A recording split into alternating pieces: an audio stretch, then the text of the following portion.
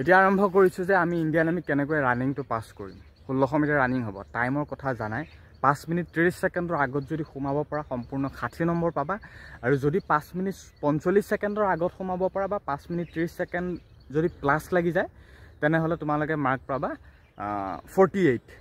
বাকী তোমালোকে 10টা যদি চিনাপ মাৰিব পৰা তাত দিব তোমালোকৰ এক্সেলেণ্ট 40 নম্বৰ, টোটেল 100 মাৰ্ক।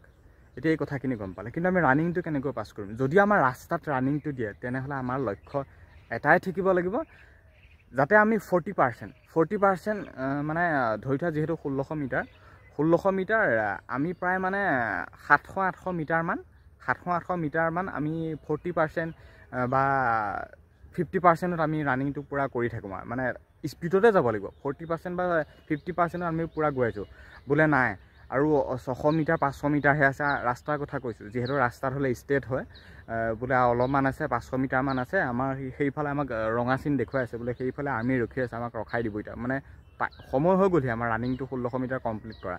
গতিকে সেই 50% মান তোমালোকে এটা হিচাপত ৰানিংটো কৰি বাকী যি 50% থাকে পূৰা তোমালোকে মানে 100% দি দিবা যাতে পাছ কৰিমে। আৰু ইয়াত বিশেষ টিপছৰ কথা মনত মানে আহি নপৰে বোলে এইটো টিপছ ফ'ল' কৰিলে যে মই ৰানিং পাছ কৰিম, তেনেকুৱা নহয়। কিন্তু তোমালোকৰ মাইণ্ডটোৰ ওপৰত কথা কৰে। যদি তুমি ঘৰৰ পৰাই ভাবি যোৱা বোলে নাই মই পাছ কৰিম, তেনেহ'লে 100% পাছ কৰিবা। কিন্তু ঘৰত যদি তুমি 8 মিনিটত সোমাই আছে, তাত গৈ যদি বোলে ভাবাগে মই পাছ কৰিম বুলি, পাছ কৰিবা জানো? কেতিয়াও নোৱাৰা। এই প্ৰেক্টিছ কৰি থকা সময়খিনিতো এনেকুৱা ফিল্ডতেই হওক লাগিলে বা ৰাস্তাতেই হওক, মুঠতে তুমি ইয়াতে এক্সিলেণ্টতকৈও এক্সিলেণ্ট ভাল টাইমত সোমাই থাকিব পাৰিব লাগিব, তেতিয়াহে তুমি তাত হয়তো এক্সিলেণ্ট এটা মাৰ্ক আনিব পাৰিবা। বাকী বিশেষ ইয়াত টিপছৰ কথা আহি নপৰে, কিন্তু ৰাস্তাৰখিনি কথা কৈছোঁ। ফিল্ডৰ কথা ক'ম, ফিল্ডত আমি কোনবোৰ কথা গুৰুত্ব দিব লাগে। ৰাস্তাত হ'লে আমাৰ 60টা 70টা এনেকুৱা গ্ৰুপ দিব, বা ধৰি থোৱা 100টা এটা গ্ৰুপত দিব। হুচেল মৰাৰ লগতে তোমালোক যাবই লাগিব। হেঁচা ঠেলা এটা ভিৰ গটা ঠেলা মাৰি এনেই গৈ লাভ নাই। হেঁচা ঠেলা মাৰি পূৰা স্পীডত হুচেল মাৰোঁতে ৰাস্তাত দৌৰিলে গোটেই সোপাই গুচি যায়। লাষ্টত গৈ কিমান 1 কিলোমিটাৰ নহওঁগৈ ভাগৰ লাগে, ৰখি দিয়ে, কিবা লাগে। কিন্তু লাষ্টত যোনকেইটাকে নদৌৰোকৈ যোনকেইটাকে যায়, লাষ্টত গৈ সেইকেইটাহে এক্সিলেণ্ট মাৰ্ক আনেগৈ, তেওঁলোকেহে ৰানিং পাছ কৰেগৈ। গতিকে হুচেল মাৰিলে লগতে একদম হেঁচা ঠেলা ভিৰত যে মোক মই নাপামগৈ, সেইটো হিচাপত হুচেল মৰাৰ লগতে ইমানো উৎপাতকৈ নাযাবা, হিচাপত যাব লাগে। মই ৰানিংটো পাছ কৰিমেই। হয়, অলপমান ভিৰৰ মাজত যাবই লাগিব, কিন্তু এনেকৈ এটা ভিৰ দিব নালাগে আৰু বোলে গটিয়াই ঠেলিয়াই বোলে এটা, যিটো কথা কৈছোঁ নিশ্চয় বুজি পাইছে। গতিকে ৰাস্তাত দৌৰাৰ এটাই মানে, যিহেতু ষ্টেট হয়, নিজৰ মাইণ্ডছেটটো ক্লিয়াৰ হ'ব লাগিব, আৰু বাকী গোটেই কথাবিলাক আমি ধ্যান দিব লাগিব যে ৰাস্তাটো কেনেকুৱা ভাল বেয়া সেইখিনি কথা ধ্যান দিব লাগিব। আৰু সেইদিনাখন জোতা পিন্ধি নদৌৰিবা। বাকী মই ভাল কিছুমান জোতাৰ লিংক দি আছোঁ, জোতা কিছু তোমালোকে অৰ্ডাৰ কৰি ল'বা। প্ৰেক্টিছৰ কাৰণে ভাল জোতা হয়। খালি ইণ্ডিয়ান আৰ্মি ইণ্টাৰভিউ দিনাখন তোমালোকে জোতা পিন্ধি নদৌৰিবা, ৰাস্তাৰ কথাটো কৈছোঁ। আৰু বাকী এতিয়া আহিছোঁ ফিল্ডৰ কথালৈ। ফিল্ডত ক'ৰবাত 3 পাক হ'ব, ক'ৰবাত 4 পাক হ'ব, এনেকুৱা ধৰণৰ ফিল্ডে দিব। ক'ৰবাত 3 পাক হ'ব, ক'ৰবাত 4 পাক হ'ব।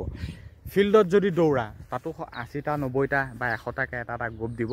সেই গ্ৰুপৰ ওপৰত ভিত্তি কৰি তোমালোকে এইটো হিচাপত ফাৰ্ষ্ট যেতিয়া হুচেল মাৰিব, যেতিয়া ষ্টাৰ্ট হ'ব ৰানিংটো, অগ্নিবীৰখিনিৰ কথা কৈছোঁ, 1600 মিটাৰ যেতিয়া ৰানিং হ'ব, জানাই 5 মিনিট 30 ছেকেণ্ডৰ আগত সোমাব লাগিব, তেতিয়াহে মই 60 নম্বৰ এটা এক্সিলেণ্ট মাৰ্ক পাম। আৰু যদি নহয় তেনেহ'লে গম পাইছা মাৰ্ক কমি আহিব। এতিয়া ফাৰ্ষ্ট যেতিয়া হুচেল মাৰিবা, প্ৰথম পাকটো এটা হিচাপত যাবা, 2 নম্বৰ পাকটো অলপমান টানিবা, 3 নম্বৰ পাকটো আৰু অলপ টানিবা, বোলে 4 নম্বৰ পাক, একে লাষ্ট পাক ফিনিচিং পাক আছে, একদম তাল ফাল দি মুঠতে ফালি চিটি যাবা, একদম পাছ কৰিবা, 100% পাছ কৰিবা। আৰু দৌৰিলে এই মানে ফিল্ডত দিলে ৰছী লগাই দিব, হয়তো ৰছীৰ কাষে কাষে দৌৰিবা, বা ৰাস্তাত দৌৰিলেও তোমালোকে চাইডে চাইডে দৌৰিবা, মাজদি নদৌৰিবা। ফিল্ডেই হওক লাগিলে ৰাস্তা হওক, মাজদি কেতিয়াও নদৌৰিবা, চাইডে চাইডে দৌৰিবা। কেনেকৈ ইজনক ক্ৰছ কৰি সিজন পাৰ হ'ব পাৰোঁ, সেই কথাখিনিৰ প্ৰতি ভালদৰে ধ্যান দিবা। টাইমৰ কথা সেইখিনিত ইমান মনলৈ নাহিব যে মই পাছ কৰিব লাগে, পূৰা মুঠতে যিটো জোচত, মানে মই এইটো বুজাব নোৱাৰিম তোমালোকক, যিহেতু মই সেই জোচতে পাছ কৰি পাইছোঁ। মই এটা কথা মনত ৰাখিছিলোঁ, মুঠতে পাছ কৰিব লাগে, পাছ কৰিমেই, সেইটো কথা ধ্যান দিয়ে মই পাছ কৰিছিলোঁ। বাকী পাছত নহ'লগৈ। এতিয়া নিশ্চয় কথাখিনি গম পাইছে। বাকী ভাল হওক, সেইটো কামনা কৰিছোঁ, সকলোৱে ভাল হওক। খালি মুঠতে ইণ্ডিয়ান আৰ্মিত ৰানিংটো পাছ কৰিবলৈ হ'লে ফিজিকেলটোতো ভাল প্ৰেক্টিছ কৰি থকা সময়তে এক্সিলেণ্ট লাগিব, ভাল ফিজিকেল হ'ব লাগিব। এনেই টাইম বহুত লাগি আছে, গৈ লাভ নাই। একদম ভালকৈ কৈছোঁ কথাখিনি।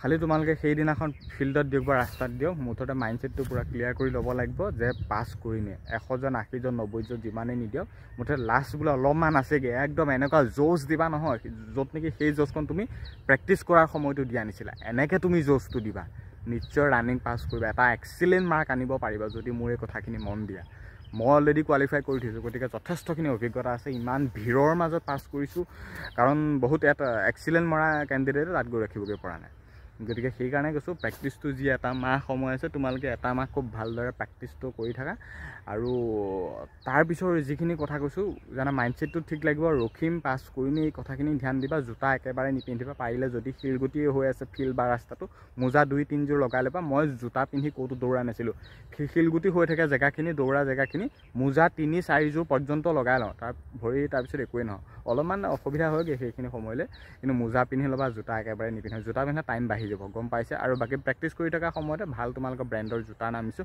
জোতা কেইযোৰ অৰ্ডাৰ কৰিবা একদম ধ্যান দিবা যাতে পাছ কৰিমে নিশ্চয় পাছ কৰিবা আৰু ৰানিং পাছ কৰাৰ পিছত তোমালোকৰ ফিজিকেলৰ আৰু এটা পৰ্যায় আছে ভীম মাৰিব দিব 10টা ভীম মাৰিব দিব এনেকুৱা নিচিনা তোমাৰ লোহাৰ দিব ইমান ডাঙৰ গ'ল পষ্ট নিদিয়ে তোমালোকৰ জাষ্ট কথাষাৰ কৈছোঁ এনেকুৱা নিচিনা লোহাৰ দিব তাত উঠি পেলাই তোমালোকে ভীম মাৰিব দিব লাগে 6টা জাষ্ট কোৱালিফাই হ'ব লাগে কোৱালিফাই হৈ লাভ নাই এক্সিলেণ্ট মাৰ্ক লাগিব 10টা যেনে তেনে মাৰিবই লাগিব কাৰণ অসম পুলিচৰ 14টা 15টা পৰ্যন্ত দিয়ে যিহেতু বা কামাণ্ডোটো দিয়ে আছাম কামাণ্ডোত কিন্তু ইণ্ডিয়ান আৰ্মিত বহুত ইজি 10টা মাৰিবলৈ দিয়ে চিম্পল মুঠতে 10টা মাৰি দিবা ডাইৰেক্ট তোমালোকৰ 40 নম্বৰ আহি গ'ল যদি আৰ্মি ৰানিঙত যদি তুমি ফাৰ্ষ্টে সোমালাগে সেই 70টা 80টাৰ ভিতৰত হয়তো 10টা 15টা বা 5টা এনেকৈ এক্সিলেণ্ট ৰাখি দিব ফাৰ্ষ্টে যোনটো সোমাই তেওঁকে এক্সিলেণ্ট ৰাখে আৰু তেওঁকে 60 নম্বৰ দিব যদি তুমি সেইফালে 60 পালা এইফালে 10টা ভীম মাৰি যদি তোমালোকে যদি 40 পালা 100 নম্বৰ আহি আছে তাৰপিছত এই ৰানিং আৰু এই দুইটা কোৱালিফাই মাৰ্ক থাকিব অনলি ৰানিঙত আৰু এই ভীমডালতহে থাকিব মানে যিটো পুছআপ বুলি কওঁ ইয়াত তোমালোকৰ পুছআপ নহয় বাকী বুজিলেই হ'ল নিশ্চয় গম পাইছে ইয়াত হাতে ধৰি এনেকৈ মাৰিব লাগিব আৰু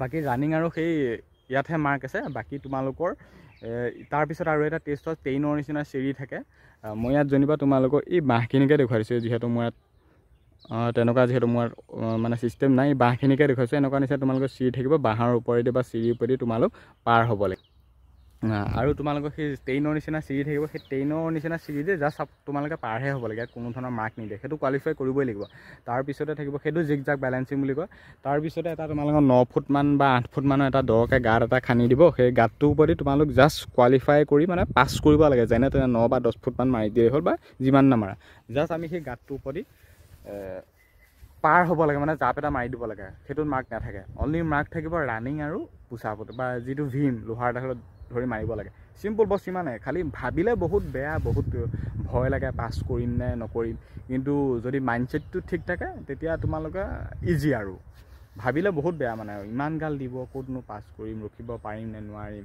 সেই ভাবি থাকিলে বহুত বেয়া কিন্তু যদি নাভাবা প্ৰেক্টিছটো কৰি আছা নিজৰ হিচাপত ক্লিয়াৰ হ'ব 100% পাছ কৰিম আৰু মই এই কথাখিনি বহুত ধ্যান দিওঁ যাতে মই যেতিয়া মোৰ ৰানিং থাকে ইণ্ডিয়ান আৰ্মি আগৰ যেতিয়া ৰানিঙত পাছ কৰিছিলোঁ মই এইবিলাক কথাই ধ্যান দিওঁ মুঠতে পাছ কৰিব লাগে আৰু এইখন ফিল্ডতে মই ৰানিং প্ৰেক্টিছ কৰিছিলোঁ ইণ্ডিয়ান আৰ্মিত অপেন ভৰ্তিত কেইবাবাৰ 4-5 বাৰ মানে পাছ কৰি থৈছিলোঁ মানে প্ৰেক্টিছ কৰোঁ ইয়াত ইণ্ডিয়ান আৰ্মিৰ কাৰণে আৰু বাকী ইয়াতে মই এটা ধ্যান দিওঁ আৰু মই প্ৰেক্টিছ কৰাৰ সময়তো চবতকৈ আগতে থাকোঁ ইণ্ডিয়ান আৰ্মিত যেতিয়া মই ইয়াত প্ৰেক্টিছ কৰিছিলোঁ মোক আজিলৈকে পিছপৰা কিন্তু এজনে নোলালে কিন্তু সেই তাতো কিন্তু পাছ কৰোঁগৈ সেই ইণ্ডিয়ান আৰ্মি মেইন খেলখনতো পাছেই কৰোঁগৈ এটাই ধ্যান দিব লাগে মুঠতে পাছ কৰিব লাগে বছ সিমানে ৰানিংটো ইজিকৈ ল'ব লাগে যদি ভাবি থাকা বহুত ভয় ভাবি থাকা একা নাৰ্ভাছ সোমোৱাই লোৱা মানে ৰানিং কৰাৰ সময়ত বহুত মানে ধপধপনি এটা ভাব যদি সোমোৱাই লোৱা কি হ'ব কি নহ'ব তেতিয়া একোডাল কৰিব নোৱাৰা ভয়টো অলপ লাগিবও লাগে একেবাৰে বেছি ডেম কেয়াৰ হোৱাও বেয়া মানে বহুত অভাৰ কনফিডেঞ্চ বেয়া এটা নৰ্মেল থাকিব লাগে আৰু হুচেল মৰাৰ লগতে মুঠতে একদম পূৰা ঘোঁৰা নিচিনা দৌৰোৱা বাকী এনেকুৱাকৈ দৌৰিবা যাতে মই প্ৰেক্টিছৰ সময়ত বা ক'তো মই তেনেকৈ দৌৰাই নাছিলোঁ আজি যিটো দৌৰিবলৈ আহিছোঁ বা যিটো দৌৰিম এনেকুৱাই যাবা মুঠতে 1600 মিটাৰ 5.5 মিনিট 4:40ত সোমাই দিয়া তেনেকুৱাকৈ দৌৰিবা ভালকৈ দৌৰিবা স্পীড দৌৰিবা খুব সেইদিনাখনৰ কথা কৈছোঁ কিন্তু প্ৰেক্টিছৰ সময়ত এটা হিচাপত মেইনটেইন কৰি দৌৰিবা কিন্তু যোনদিনাখন ৰানিং তোমালোকৰ ডেট পৰিবা আৰু যিহেতু এটা মাহ আছে সময় ভিডিঅ'টো দীঘল আছে কিন্তু গুৰুত্বপূৰ্ণ কথাখিনি কৈছোঁ মন কৰিবা যোনদিনাখন ৰানিং হ'ব এটা মানে জচতে দৌৰিবা যি গ'ল গলাই আৰু যাতে পাছত তোমাক ৰখাব নোৱাৰে তেনেকৈ ৰানিংটোৰ প্ৰতি ধ্যান দিবা নিশ্চয় পাছ কৰিবা তাৰপিছতে ভীম মাৰিব দিব জিগজাগ বেলেঞ্চিং বাকী সেইখিনি আৰু ফিজিকেলত 100 মাৰ্ক লৈ আনা, তাৰপিছত মেডিকেলটো পাছ কৰি দিয়া, পিছদিনাখনে মেডিকেল হ'ব, তাৰপিছত 100% তোমাৰ মেৰিটত নাম আহিব, অগ্নিবীৰ হৈ যাব 2024। বাকী ইমানখিনিয়ে আছিল অগ্নিবীৰ ফিজিকেলৰ ওপৰত। ফিল্ডত দৌৰাব, ৰাস্তাত দৌৰাব, খালি মেইন জুচ এটাই বা মেইন টিপছ এটাই, আমাৰ মাইণ্ডছেটটো ফুল কনফিডেঞ্চত থাকিব লাগে, ফিজিকেলটো প্ৰেক্টিছ কৰাৰ সময়তে ভাল হৈ থাকিব লাগে, খালি আমি কথাবিলাক ভালদৰে ধ্যান দিব লাগে যাতে পাছ কৰিমেই, আৰু যি দৌৰিম মুঠতে এটা জোচত, যি ওলাই গ'লোৱে, আৰু এই কথাখিনি ভালদৰে ধ্যান দিব লাগে। কোনো যাতে মোৰ আগত আহিবও নোৱাৰে, যাতে ময়ে চবতকৈ আগত যাম, মোৰ পাছত যাতে সকলো থাকে, এই কথাখিনিৰ প্ৰতি যদি ধ্যান দিয়া পাছ কৰিবা, আৰু ময়ো তেনেকৈ পাছ কৰিছিলোঁ। বাকী ইমানখিনি কথা আছিল, যিমানখিনি নতুন কেণ্ডিডেট আছে নিশ্চয় বুজি পালা। অগ্নিবীৰ ফিজিকেল আহিছে, খুব সোনকালে পাছ কৰা, প্ৰেক্টিছ প্ৰিপেয়াৰেশ্যন খুব 100% লগাই থকা, নিশ্চয় কোৱালিফাই হ'বাই।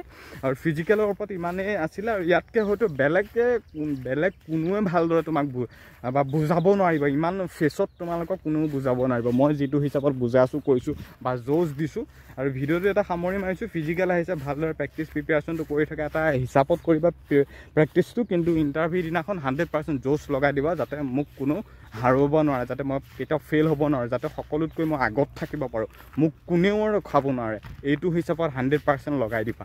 চাবা ফিজিকেল এক্সিলেণ্ট 100 মাৰ্ক, ইফালে ৰিটেনতো মাৰ্ক আছে, মেৰিটত নাম আহি গ'ল। যদি মোৰ এই কথাখিনি ধ্যান দিয়া, নিশ্চয় এবাৰ তোমাৰ অগ্নিবীৰত মানে তুমি অগ্নিবীৰত চিলেকশ্যন হ'বা, একদম চিয়'ৰ 100%। বাকী ইমানেই আছিলে, ইমানখিনি কথা ক'লোঁ, আৰু ইয়াত হয়তো বিশেষ আৰু কিমান বুজাম, আৰু যথেষ্টখিনি কথা কৈছোঁ, ইয়াত হয়তো বেলেগে তেনেকৈ একো ক'ব বা বুজাব নোৱাৰিব। মই যিমানখিনি কথা বুজাইছোঁ কৈছোঁ, কেৱল ভাল হওক হিচাপে। ভিডিঅ'টো যথেষ্ট দীঘল হৈছে, কিন্তু শেষলৈকে চাইছা যদি তোমালোকৰ ভাল, যদি স্কিপ কৰি থৈছা সেইটো তোমালোকৰ কাৰণে বেয়া। খালি ভিডিঅ'টো যদি কোনোবাই শেষলৈকে চাইছা, পুনৰবাৰ কৈছোঁ, ভিডিঅ'টো খুব বেছি শ্বেয়াৰ কৰা, যাতে অগ্নিবীৰ 2024 যিমানখিনি কেণ্ডিডেটে এক্সাম দি থৈছে সকলো যাতে পাছ কৰে।